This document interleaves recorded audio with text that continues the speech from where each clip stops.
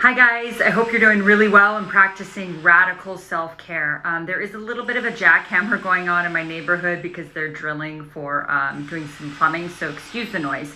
But in this video, what I'm going to talk about is what happens when you refuse to be controlled by a narcissist or a controller in your life. Remember that typically people that have a lot of these narcissistic traits, they're all about dominance and control. They're all about them being here, you being here, and what they want, what they need, that trumps what you want and you need. Your feelings, they may placate you and act like they care about your feelings, but really they're all about them, right? It's all about them. They're, I've mentioned it before that they're sort of astonishingly self-referential. So people to them are just objects or appliances to make them look good, to provide them supply or to validate them. And, when they are trying to control you, what they're trying to do is they're trying to get you to accept the inferior position and for them to sort of dictate how you think, what your perception is, and very importantly, what your perception of them is. They want to, for you to buy into their perception of them, of how great they are, how unique, how special, how extraordinary. They really need for you to buy into that, right? And so that, they're going to do a lot of work to try to control you. And, Dr. Wes Carver, I love him. He talks about he has a course called Free to Be Me. And I haven't taken his course yet, but I've watched a lot of his videos. I've read some of his literature. He's just a very humble, kind, brilliant guy. And I think he's made some extraordinary videos. There's a lot of good people on YouTube that, help me a lot that have made these great videos and courses. But he talks about this idea of free to be me. Like, in a healthy relationship, okay, you get to be you. You are free to be you. And if you love to spend time with friends and family, or if you have hobbies that you love to do, like those things in a healthy relationship are encouraged, they're fostered. You're not, nobody's trying to control what you're doing. They just don't. But if you're in a relationship with somebody who has control issues or who's narcissistic, they're going to try to control what you do and who you spend time with and what your perception is and what your thoughts are. They're very all about control. And I believe that control is driven by a lot of fear. They feel like if they're in control, then it minimizes their anxiety and fear. At least I think sort of the neurotic sort of narcissists and then not always just narcissists. A lot of people can have control issues that are not narcissists. People that have high anxiety, people that are, have whatever. There's a lot of different, people who will try to control others. But I love when he talks about free to be me. You should feel free to be your authentic, true self in a relationship, and you don't have to do something different that somebody else is asking you to do to morph into their fantasy ideal of who you are supposed to be. And so you're going to feel that if you're accepted and if you feel free to be you. And I feel so fortunate because I have a lot of really healthy relationships in my life where people love me, totally love me, respect me, treat me with kindness and respect, just for me being me. And it doesn't mean that they don't call me out on my BS. Absolutely they do, in a kind, respectful way, right? I can have disagreements with them and it doesn't turn into a big fight. It's respectful. We don't always have to see eye to eye. We don't have to think and feel the same way. I have these wonderful relationships with, I'm pretty liberal. I have, I'm spiritual, and I believe in God, but I also have a little bit of a pretty liberal streak in terms of social justice. I have some friends that are very conservative on the other end, and we're free to be. I don't need them to get along my bandwagon in order for me to be friends with them, and nor do they need me to agree with their political ideology in order to be friends with them. So we're free. We have enough respect, enough kindness, enough love for each other that we allow each other to be who we are to be, right? So free to be me. If you're dealing with a narcissist, what is typically going to happen if you're not letting them control you, right? If they're trying to exert control and you're not letting them. And here's some ways that you might not let them control you. In ways that they might try to control you. They might try to control you by trying to make you feel like you're the oddball, you're the outlier, you're the one that's off because you have like this certain way of being, right? And like you're just like, you're too free-spirited, or you're too independent, or you just, they might even say you're selfish if you want to do things like on your own, or things that make you feel joy and richness. And if you want to spend time with your friends, or if you want to do your own thing, they may even like try to accuse you of being selfish, right? Or they'll make you feel like you're the oddball. And really, I want you to embrace this idea that if you want to just be you, and to be free to be you, and to be free to have loving, healthy, happy relationships, and be free to have some of your own hobbies and your own interests, you're the norm. That is actually normal. Not only normal, it's healthy. So if they're trying to make you feel like you're weird because you want to go spend time with your friends, or you're weird because you have this hobby, or you're weird because you want to go see your family, in any way, if they're trying to make you feel like an outlier, an oddball, or selfish because you want to do things that make you happy, that cultivate your true self, they're wrong to do that. You are not the outlier. They are. Their need to control other people and to exert control, or to even have the audacity to try to exert that control, they are the outlier. They're the one that's actually not healthy. So if somebody is trying to control you, you don't need to get into a fight with them. You don't need to have conflict with them. You don't need to do any of that. You just have to do what you're gonna do anyway, and don't let them control you. And you can just say, oh, we disagree, or you're absolutely entitled to feel the way that you do, and I'm going to continue doing the things that make me happy.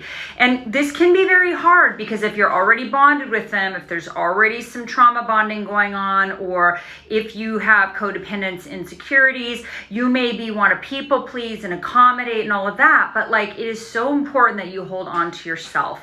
And so you get to refuse to be controlled, and you don't have to do it by creating any sort of conflict.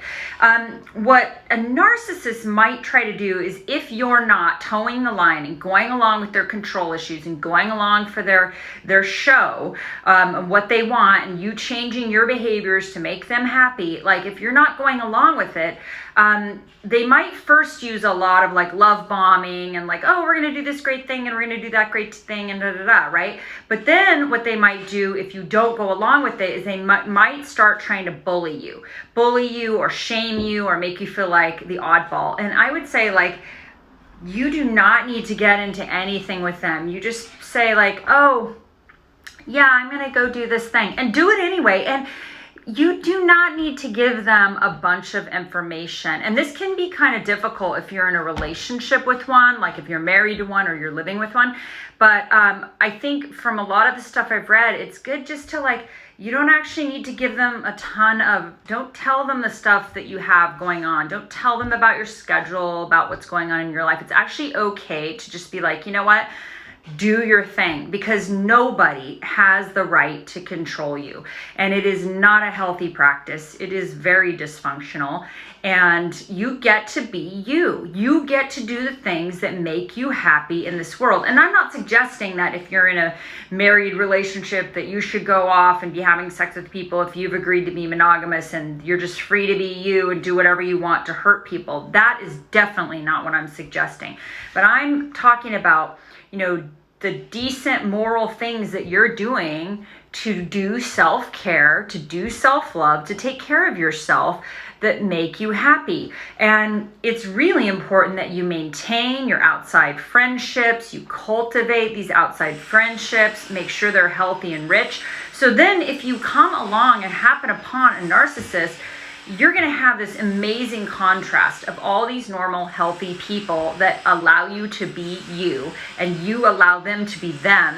And so when this other person comes along that's trying to control you or trying to stop you from doing the things that make you happy, from cultivating the relationships that are beautiful and rich and wonderful for you, you will have a contrast to be able to go, whoa, whoa, whoa, whoa, whoa. Not going to go down that path with this person because clearly there's some control issues going on here and I don't need to engage in this. I get to be me. I'm a great person. I'm wonderful, and it's okay for me to be me. Now, that doesn't mean that in a normal, healthy relationship, you don't make some compromises, of course, but those compromises should be in the form of sitting down, having a healthy discussion with another person. You get to say what your views and your feelings are and how you look at it. They get to say what their views and feelings are and how they look at it with respect, with kindness. Can be in the context of a therapeutic setting with a therapist, but this should be done in like a kind, respectful way. And if you know that you're somebody, like in my case, like I don't try to control others. I really don't. I mean, I have been through that in my past with some codependence and trying to like control codependently, and I've done a lot of work around that. And so now, like, I really don't try to control others. I really try to let people be who they are, right?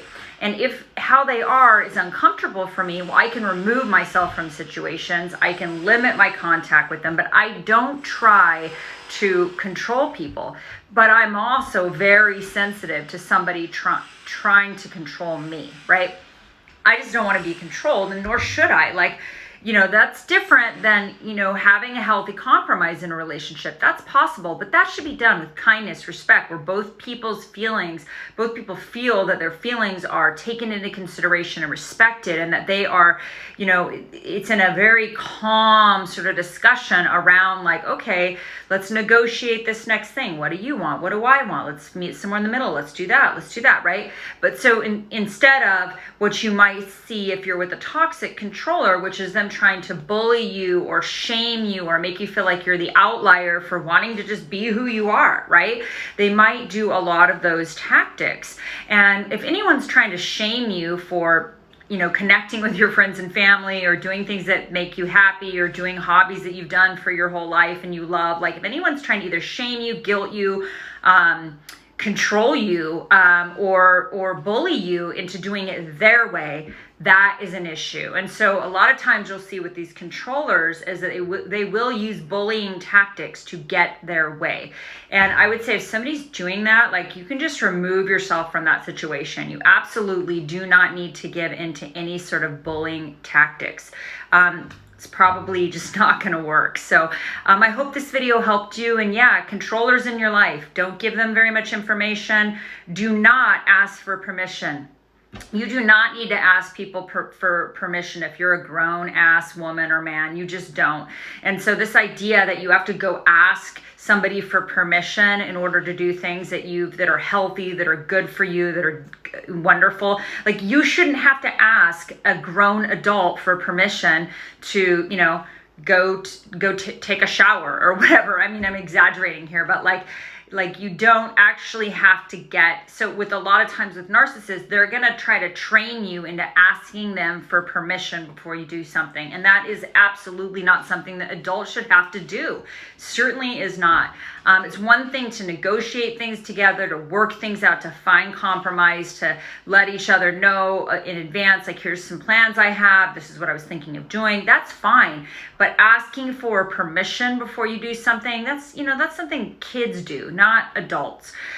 So, you know, and a narcissist will train you to feel bad unless you ask permission, or they will freak out if you do things without them and make you think, oh God, I'm doing something wrong. If I'm doing something that I've done for 10, 20 years that makes me super happy, that I've done it, makes me happy, it's a wonderful thing for me to do. You know, some controllers will try to make you feel bad for doing those things. And that is a red flag. If somebody is making you feel bad for you doing something that nourishes your soul, that's true to you, that feeds your soul, that makes you happy, again, just another big red flag. And people should not try to be controlling grown-ass adults. They just shouldn't. You should let people be free to be who they are, to be their best possible self. You should be happy to let people be free to be who they truly are. So I hope this helps, and I'm going to make a couple more videos soon on, like, how to deal with controllers in your life. Hope you have a wonderful day. Bye.